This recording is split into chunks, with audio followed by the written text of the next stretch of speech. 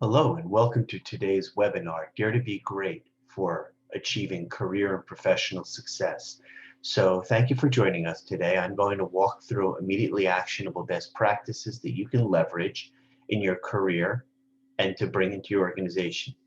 My name is Ethan Chazin. I am a New York-based executive coach and organizational culture transformation consultant. So let's talk today about how you can go about a strategy to dare to be great. So, famous author Jim Collins wrote a book, Good to Great. And in it, he posited that all great organizations and all highly successful individuals do not allow themselves to become complacent. In fact, he argued that being good enough is a surefire recipe for personal as well as institutional long-term failure. So that's what today is about. How do you dare to be great in all you do? So let's look at some words from Stephen Jobs. Your work is going to fill a large part of your life. And the only way to be truly satisfied is do what you believe to be great work. And that has every impact on your career success and professional development. So I want to introduce you to a concept. The concept is called networking. You may have heard about it. Networking is fundamentally one of the worst approaches to take to building out your sphere of influence. So what I mean by that is think about the word networking. It's not even a term meant for human beings, it's for computers. So instead of networking, I want to introduce a whole new paradigm for you called relationship cultivation, where you actually not think about a quantifiable number of new touch points that you must be forced to make, but rather cultivating relationships with those you already have connection with and going about finding new individuals to serve. So in that construct of forging powerful relationships, think about a new opportunity called an event, whether it's virtual or in person, and it's actually a four-step process. So there's you signing up to attend an event, whether it's online or face-to-face with other people. The pre-event is the registering, the finding out who's going to be there, reaching out and making overtures to people who you believe, based on your research, you can not only benefit from taking from them, but much more so giving and doing for them as a servant master. You may want to invite them to connect on LinkedIn. So that's the first step, the pre-event. The second phase of this relationship cultivation is called the event. And that's where you go and you attend either virtually or in a room with people. But think about the formulaic approach to it. To navigate through a successful event, a time consideration, right? So let's say there's 60 minutes in an hour and you go to a 2-hour event, that's 120 minutes. And it takes typically 10 minutes to have at minimum a cursory introductory conversation with somebody. That means 6 conversations in an hour, 12 conversations in 2 hours. So what you want to do if you're attending an event that has many more people, participants than that number allocated, you go through the list of registrants and you start to cull through who you believe there's an appropriate, suitable fit for you to actually do research. So they become highly prioritized in that event as people that you first and foremost want to reach out to and have some kind of interaction with. So that's the second step. The third step is what we call the post-event. And that's where the magic happens. That's where you start to engage individuals. So you reach out typically in no more time apart from the actual event of 24 to 48 hours. You reach out to the individual that you may have had a brief conversation with after the event. You introduce yourself again. You maybe send an invitation to connect if you haven't already, and you set up a time for a 1 hour, maybe half an hour call or video conference call. So that's step 3 is the post-event. Now we'll see on the slide that the last step is cultivating the relationship moving forward, right? And that's the outcome of successfully navigating those first 3 steps. So it's not a networking event. It's an opportunity to engage somebody, learn about them, understand what their challenges, fears, hopes, stressors are, and you figure out a way to effectively serve them in a relationship capacity.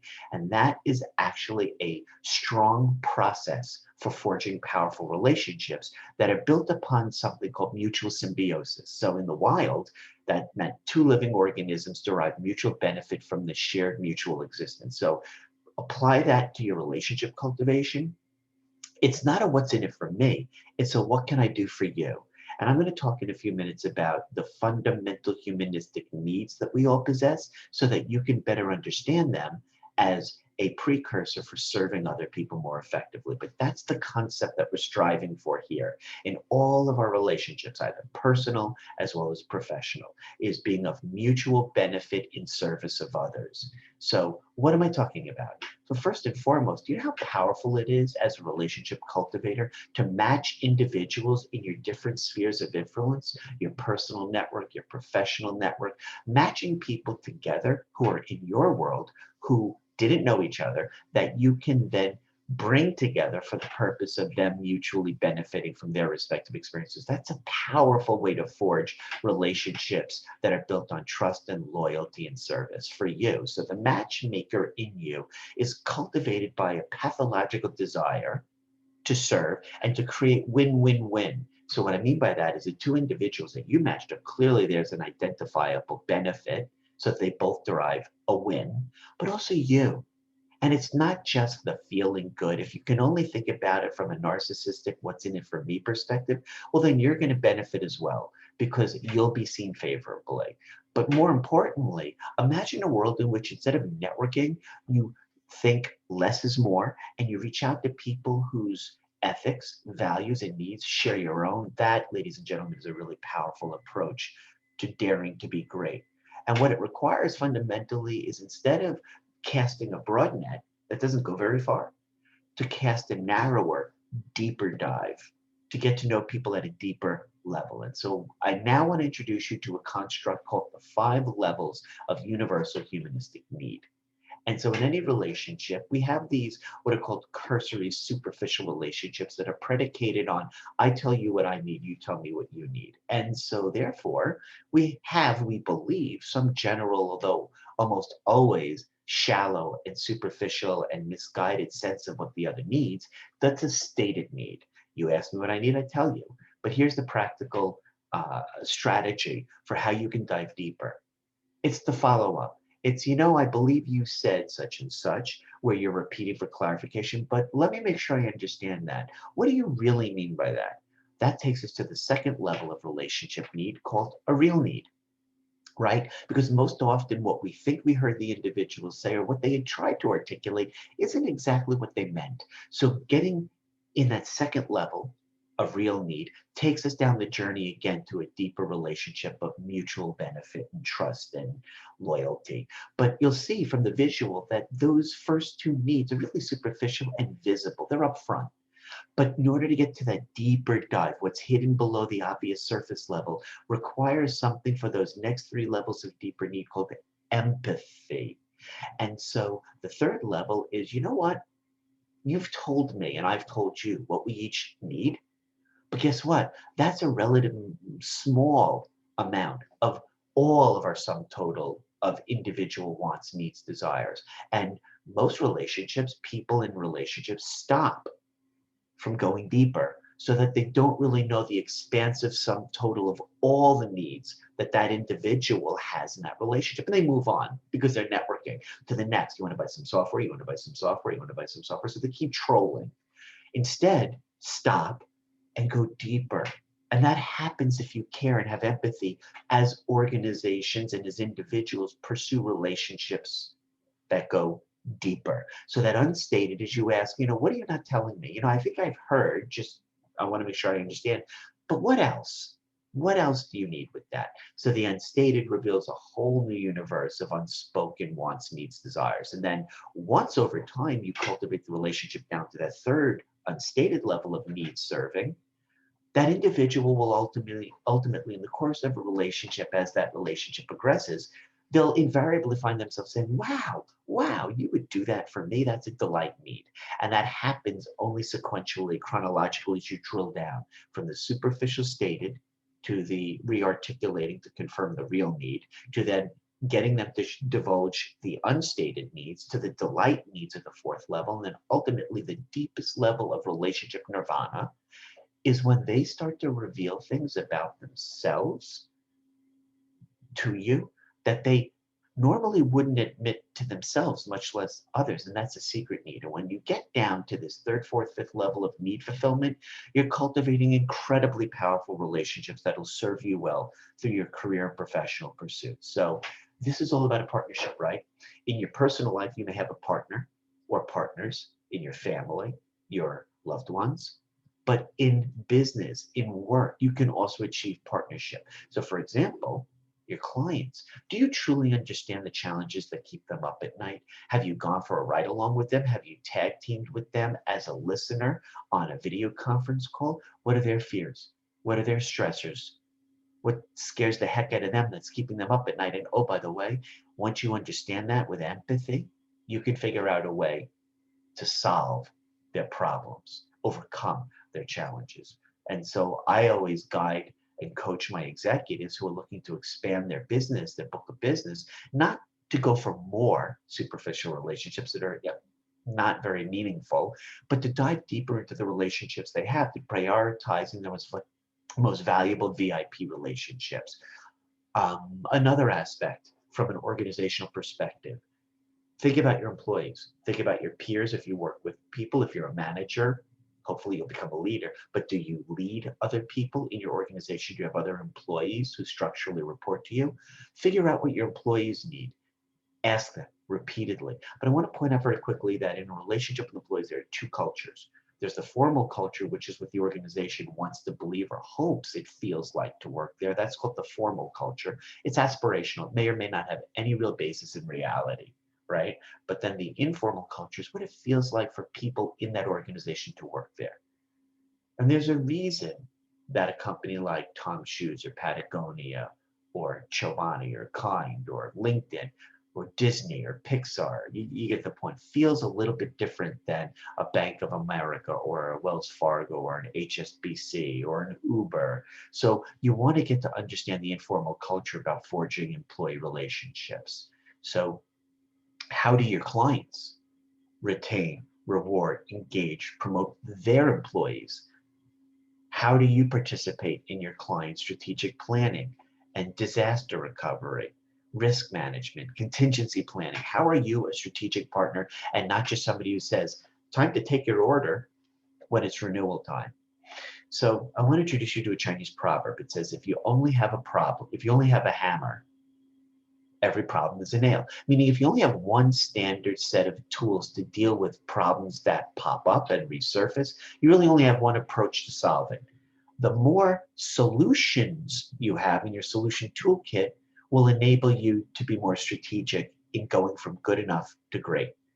And so what I propose is you think about, regardless of what stage in your career you're in, whether you're a Gen Z starting out, whether you're a mature at the high culmination of your career, or anywhere in between, you want to deliver a set of superhero talents to your peers in that organization you call employer, and you want to deliver it to all your clients. And those set of superhero tasks nowadays in the 21st century global contract workplace, those superhero talents are all in proverbial soft skills domain. So they're people who feel comfortable taking risks, high risk, high reward. They, as a whole, thrive in unstructured times like we find ourselves in now. They're just as comfortable working independently on their own because they're intrinsically motivated. They motivate themselves, but they're also as effective working collaboratively, either virtually or in the room with other people on a team. These individuals, as a collective core, respond extremely well to change. And guess what? In a global pandemic, we find ourselves in a continued change in 2021. And the need to adapt to and thrive in change is one of the most fundamentally powerful skills you can think about recruiting on behalf of your workforce. What are some other skills? These are inherently leaders. Leaders who understand that it's not about a set of arbitrary characteristics or it's not about a job title. Leadership is about how you make other people feel. Do they feel comforted by you? Do they feel safe, secure? That's what leadership is. It's how you make other people feel. And leaders, as superheroes, cultivate really powerful relationships. Guess what? That's what we've been talking about. They make for great teammates. And if you ever do an assessment, let's say it's a Bolton assessment where you talk about the 4 types of behavior style at work, whether you're a driver, an analytical, an amiable, or an expressive, each in their own way as a dominant style of behavior interaction, understands that they're problem solvers and critical thinkers. So think about this for a moment. As we have that aha moment, who are you in relation to being a relationship cultivator? And also as an institution, as an organization, what are those characteristics, qualities, attributes that you recruit for? That isn't just about a set of roles and responsibilities in a job description, but no, going even farther into what do you look for? And so now I want to shift to time. Time is either a commodity or a powerful tool to leverage. And the only differentiator between time as a resource or time as a great competitive advantage is how you approach your relationship with it. Time is either a true partnership if you invest in it, or it's an adversary when you only see it as a finite resource where you have 168 hours a week, right? And it's all contingent upon you to understand what time stands for, that it's an incredibly fleeting, fading resource, and you have to use it and own it and hold it and embrace it to leverage it effectively. So the key is not in spending time, but investing. So towards that end, think about this. People hurry so they can get to places faster where they'd rather not be, so they can have more time to do the things that they'd rather not be doing. Huh? So instead, I want to do an exercise with you. I want you to think about tracking your time over a 1 week duration, ideally 3. But most of my clients, when I teach leadership, and I do executive coaching, I do institutional training, most of my clients can commit for 1 week. That's a minimum. I want you to keep track of, let's say, on a Monday morning, you decide you're going to start tracking your time. The moment you wake up and you get your first cup of coffee or whatever, the moment you wake up, you start at that hour. So let's say you wake up just before 7 a.m. At 7 a.m. on the dot, for every hour of that first day, for that first week that you're awake, every hour you're going to write down in a little journal, in a little notepad, you're going to write down, what was I doing? Was I productive? Yes, no. Why? So let's replay that. Every hour that you're awake, what was I doing? Was I productive? Yes, no. Why? Why not? So that's what you want a journal entry on for every waking hour of the first day. So let's say it's a Monday. By the end of Monday, you give yourself time to do a recap. When you're all done tracking towards the end of the night, you're getting ready to wind down and call it a day. You go back and you can take any number, any set of colored highlighters, but you want to color code it because we're visual creatures called human beings. So you highlight those times you were most productive. You highlight what you were doing and why weren't you? So that you've seen visually with colored cues like a dashboard, you've seen what was working, what wasn't that first day. So aha, you're done. You go to the next day and you carry forward for 1 week. And at the end of 1 week, you will have for every waking hour a visual depiction in your journal of what you were doing when you were working optimally and when you weren't working optimally. So at the end of that week on a Sunday night, you get ready to track for the next week. But first you're going to extrapolate by revisiting over the prior week what worked and what didn't. You're now going to take that into the second week and subsequently the third week. Now here's what we know in terms of organizational psychology. Human beings, when they go through this process of self-reflection on what's working, what's not, and why, you'll find that subsequently, when you carry over from week 1 to week 2, you'll gain approximately 3 to 5 hours in that second week. You will gain 3 to 5 hours of increased productivity. And then we know the human being as a human animal in that transition from week 2 to week 3, if you do it for 3 weeks, you'll gain anywhere from 5 plus, as many as 7 or 8. So 5 to 7 or 8 additional hours of save time because you're implementing things that work and you're being cognizant consciously of things that aren't. And it's like muscle memory, behavior modification. You're training yourself to do it differently. But this all starts with you. What can you do as an individual who works on a team, perhaps at work, or leads a team to think about diversity, meaningful diversity on your team? And diversity is not just different ethnicity, different culture, gender. Those are superficial or surface level. You want to go deeper dive into people's background, their upbringing. Were they homeschooled? Did they study abroad?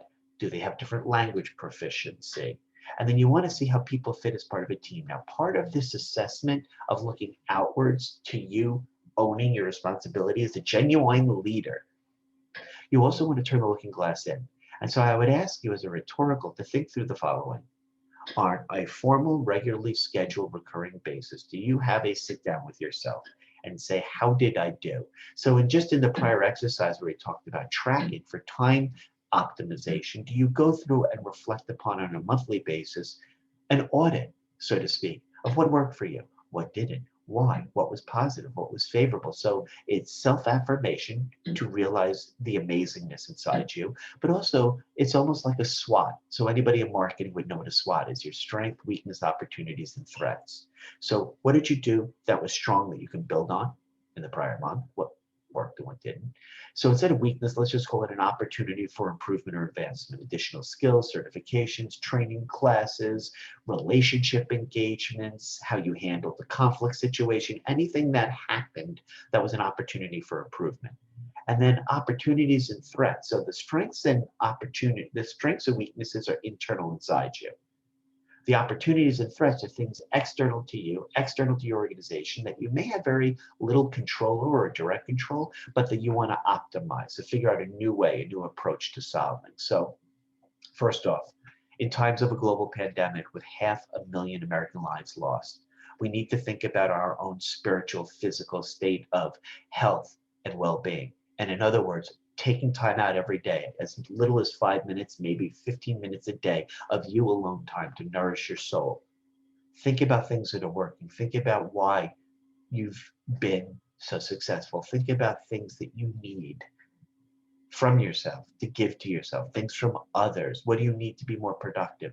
What are barriers in your life? So all of those things. So once you stop learning, you start dying. Learning is a lifelong pursuit, or should be. And by the way, those superheroes that you're becoming and recruiting for your organization, they're passionate about learning. They've exhibited tendencies throughout their careers that show that they want to advance, they want to acquire new skills. So acquiring new skills is effectively referred to as problem solving. Now, here's some dynamics when I do group-based collaborative team coaching on increasing their capabilities. Here's some things, some tools you can use immediately to facilitate team optimal performance development. So 2 questions that are the most powerful in the human universe. Why? Because I'm telling you. No, seriously, why? If you think about what the most annoying thing a little child does, an infant, a toddler, why? Why is the sky blue? Why? Why is a repetitive question. Now understand that question, that trigger, that little children ask between birth and the ages of 5 is the broadest range of human brain capacity development in our entire lives. We learn everything we need to between birth and 5 by asking that question repetitively over and over to become a fully functioning, self-sustained life unit called the human being, all predicated on asking why constantly, to seek out new information. And somewhere along the lines, we as parents, as godparents, as teachers, we say, stop because I said so. I want to reintroduce you to that concept. So if you've stopped because society has said stop asking why for yourself and your organization and your career and professional development, reinstitute that policy of natural curiosity and wonder in the world as you look around to explore and engage. So why leads to the second question. What if? What if money were no object? What if we had access to a universal set of resources? What if we had the best workers? What if there were no limitations on this project? What if, married to why, those 2 powerful questions steer our greatest accomplishments? So when you hear another person say that's the way it's always been done, as a response to why and what if, you'll know you're in an incredibly toxic, dysfunctional, broken organization that will never have a snowball's chance in heck to get from good to great. So that patterned institutional response is where all decent to good organizations go to die.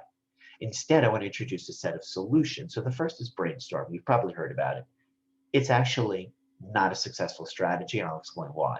So the first is the go-to jam of most organizations is let's get a group of people together in a room. I'll be the manager or have an outside person come in and facilitate a group of 8 to 12 individuals who get together. We huddle up around a central problem or opportunity, and we brainstorm, which is basically having people engage in a number of facilitated activities to come up with a maximum number of solutions, right? You've heard this before, except it's an inherently flawed, broken approach. Why? Because there tends to be a relative few incredibly extroverted, domineering, charismatic kinds of personalities who step forward and tend to dominate the discussion. What happens then? We lose. Why do we lose? Because we know from research that approximately 30 to 40% of all people are pathologically introverted or on the spectrum introverted. Introverts pull back. They don't feel comfortable in those kind of forced social settings. They'd rather have their own control over interactions. So that whole notion of a shared, mostly verbal, interactive kind of problem-solving brainstorm session retreats. The introverts retreat back. And so what I'd like to suggest in lieu of brainstorming is brainwriting. So what happens instead is you get a group of individuals, same group together, and before there's the social interaction and the talking, you have individuals commit to writing down their set of solutions, ideas, writing first. So there's no conversation. So then the facilitator, if she or he or they are worth their measure, they collect those written ideas, then they then socialize or pass through the set of solutions that each person comes up with to somebody else. That second person, no talking yet, you'll notice, reviews each of their co-workers, their peers, suggestions, ideas. They comment, what if we did this? That might work if, well, the reality is, and then they comment. So the facilitator then takes that second round of written down suggestions, ideas, propositions back, and distributes it for one third round, where the third round, is all three individuals are different. So the third person looks at those first two people's ideas, suggestions, comments back and forth. They add their ideas. And so the facilitator gets that, and then they introduce people to smaller groups, and or brainwriting can be done where you don't even, as you're getting this, that first set of 3 rounds of review, ideas, submission, rewrite, editorial review, comment, that can be done remotely, separately, to reflect the introverts who tend to be the greatest contributors of new idea cultivation as well. That can be a way to foster less together time that's arbitrarily forced on people. And then you as a facilitator or team lead can figure out a way to bring those individuals together so their relationships that pre-exist, their personalities can jive so that they can take on subsegments or ideas within that collective big list. So brainstorm, traditional model of 20th century, creative problem solve on teams. Brainwriting, more inclusive, reflects or caters to a broader range of individuals who might be introverted. And so blue sky speculation is this fantastic concept of the world in which there are no arbitrary resource or other limitations, time, money, resource, creativity. The blue sky is, what if there were no constraints? And that's a powerful way to start to get a team to be collaborative together. They're called eyewash ideas, by the way. There's no limitations. They're the boldest, wildest, crazy ideas. What does that look like? Imagine if we create a commercial fleet of super jets that go outside of the atmosphere, and we pay a fee so that people can pay hundreds of thousands of dollars per seat to ride up to the universe. Or conversely, a fleet of submarines that are capable to go to the deepest depths of our oceans. Or imagine a superhighway underground, or a car that is reimagined to be built around a battery. So these are eyewash ideas. No limitations except for the willingness and the creativity of the individuals to go boldly where no team has ever gone before. So Walt Disney famously came up with the Disney creative process, which invariably led to the first animated motion picture in 1958, Steamboat Willie. And Walt Disney came up with his animators a phenomenally powerful way to unleash their untapped creative potential. It was the dreamer realist critic. So the first is you get a group of people together, or maybe into subgroups, and you say, if there were no limitations to how we did this, there was no limitations to a creative set of solutions, what would that look like? So the dreamer phase is people come up with those blue sky ideas, those eyewash ideas. And then they have another round. Once you've gathered all of those crazy, insane, kooky kind of dreamer ideas, you get people together to say, okay, realistically, how would we do this? Well, what the realist would do this. So a second round is to vet that dreamer phase of idea creation with a set of realistic parameters. And then the next round is you get together now that you have these set of dreamer kind of ideas that are overlaid with a realistic set of considerations. The critic tries to tear at the fabric of these ideas to make them fundamentally more sound and doable and implementable.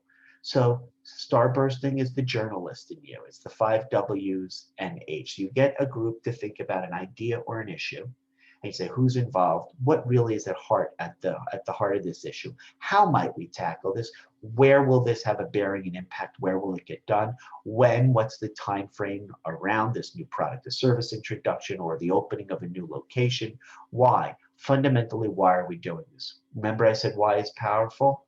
There you have it. So metaphorical thinking as another set of creative problem solving is to introduce seemingly disparate or different ideas that don't sound at face value like they belong together. Time is money. Sure, time is money, of course, really. It didn't used to work that way until the late 1900s, going into the 20th century. An agrarian American society, farmers were dealing with their crops, the vagaries of nature, cultivating a crop to bring to market. You didn't know up until the very end of the cycle if you'd have a sufficient crop to bring to market to survive. So people who created an assembly line and a manufacturing process to take us into the 21st century took the farmers off their farms, brought them to the big city, and created a set of standardized processes and systems called the assembly line. And a farmer became a worker, and that they knew for tightening that screw with that wrench, they knew every hour they would be compensated and they'd make X number of dollars a day, so they could normalize or conceptualize a value for their work that was measurable on a time construct, not in terms of a yield called the crop.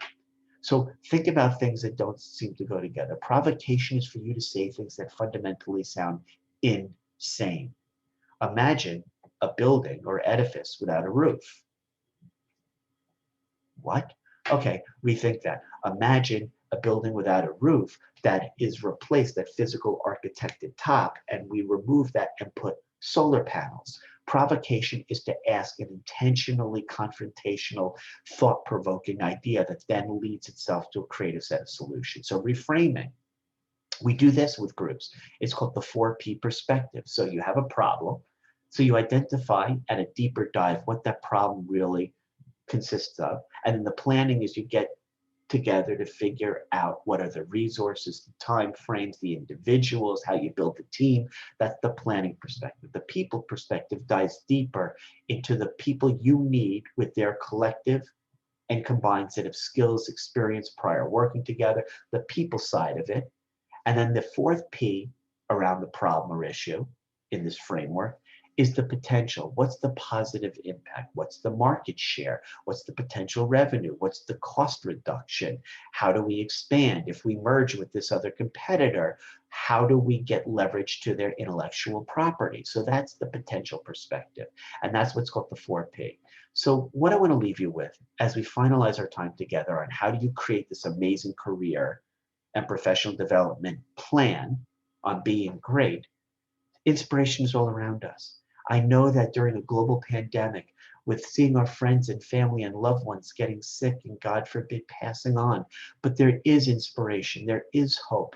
We just have to be more attenuated and aware of taking time out to look for the inspiration that's around us.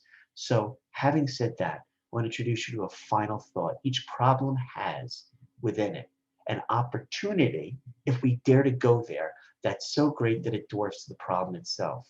The greatest success stories are created by people who recognize a problem and turn it into an opportunity. So I'd like to thank you for taking time to join me today for this program.